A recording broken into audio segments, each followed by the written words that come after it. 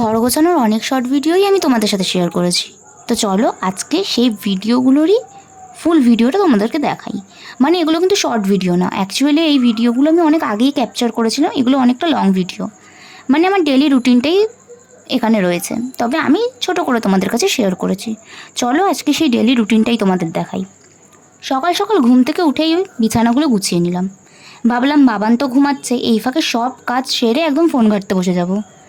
ওই যে কথায় আছে না, আশায় বাঁচে চাষা, আমার অবস্থাটাও ঠিক ওই রকম।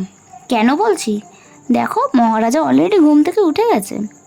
তারপর ওর সাথে কিছুক্ষণ কাটিয়ে দুষ্টুমি করে খেলে ওকে স্নান টান করিয়ে খাইয়ে একদম রেডি করে দিলাম। বাবানকে দেখো আয়না দিয়ে দেখছে মুখটা, কেন জানো? ওই যে টিপ পড়েছি, বললাম যে চাঁদ মামা টিপ পরিয়ে দিয়েছে দেখ, ওই জন্য ভালোভাবে দেখছে আয়না দিয়ে। আর জামাটা বলেছি নতুন জামা, ওই জন্য ভালোভাবে দেখছে, বুঝলে তো? যাই হোক, তারপর গেলাম রান্না করতে। কি আর করা যাবে বলো, রান্না না করলে খাবো কি? এই যে আলু ঠালুর কেটে নিলাম, কারণ ভাবলাম আজকে ডিমের ঝাল করব।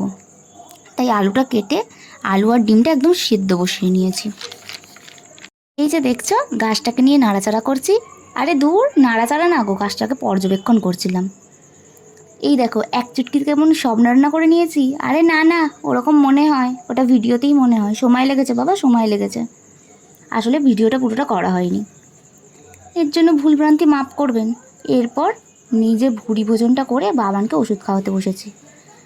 ওষুধ খাইয়ে জামা কাপড় গুছিয়ে স্নান করে পুজো দিয়ে একদম কাজ কমপ্লিট। আর এই দেখো বাবান ঘুমিয়েও পড়েছে। ওকে বাই, তো দেখা হচ্ছে আমার নেক্সট ব্লগে।